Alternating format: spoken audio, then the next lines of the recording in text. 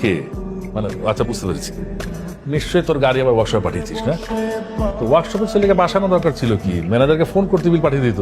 Manager দেখো বিল কত হয়েছে দিয়ে দাও। পাপাই অনেক, আই লাভ হিম। বসো প্লিজ প্লিজ। বলো তুমি। আমি একটা ওয়ার্কশপ চালাই। ও আচ্ছা আচ্ছা, মানে জেসিকা যেখান থেকে গাড়ি রিপেয়ারিং করে ওটা তোমারই ওয়ার্কশপ? জি।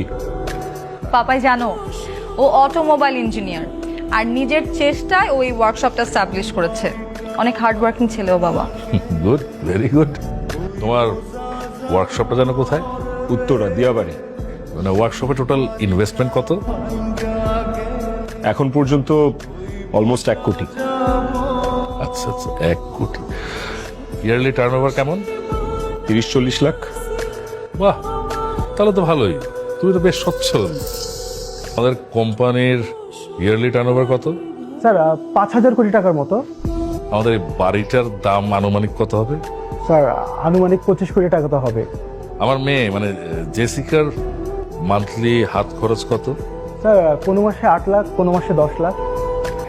আরে তাহলে তো প্রবলেম হয়ে গেল। আমার মানে আমার মেয়ের এত টাকা হাত খরচে ছেলে এফোর্ড করবে কিভাবে? আর আমার মেয়ে তো অভাব একদম সহ্য করতে পারে না, অভাব বেশি কষ্ট পায়। আর কষ্ট পেলে সংসারে অশান্তি, অশান্তি হলে সে আবার 2 দিন পর আমার বাড়িতে চলে আসবে। আমার মেয়ে কষ্ট পাবে। ম্যানেজার তুমি তো ভালো করে জানো যে আমার মেয়ের কষ্ট আমি একদম সহ্য করতে পারি না, তাই না? একটা জিনিস কি জানো ম্যানেজার, ফকিন্নির ছেলেদের না মাথায় তুলতে হয় না, তা না হলে শমশের হায়দারের মেয়েকে বিয়ে করার স্বপ্ন দেখাটা যে কতটা ভুল সেটা তারা বুঝতে পারত। আমি আসি। যাও, তবে একটা কথা মনে রেখো, এ যাওয়াই যেন শেষ যাওয়া হয়। হলের বিড়াল আসলে এভাবেই বের হয়। এই বাংলা সিনেমা আমার কাছে চেহারা আর ডায়লগগুলো শোনার জন্য খুব অপেক্ষা করছিলাম। এখানে আমি নিজের ইচ্ছায় আসি। আপনার মেয়ে আমাকে জোর করে নিয়ে এসেছে।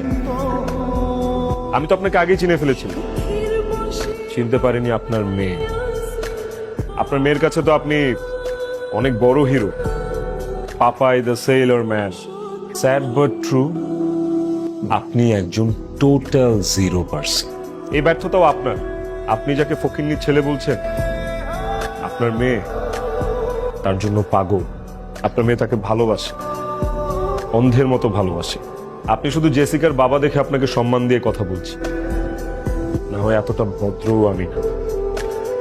আপনি যদি ভেবে থাকেন আপনাকে ভয় পেয়ে, আপনার কাছ থেকে থ্রেট গুলো পেয়ে আমি জেসিকার জীবন থেকে সরে দাঁড়াবো, তাহলে ভুল করছেন। একমাত্র খোদা না চাইলে জেসিকার লাইফ থেকে আমাকে কেউ সরাতে পারবে না। আসি।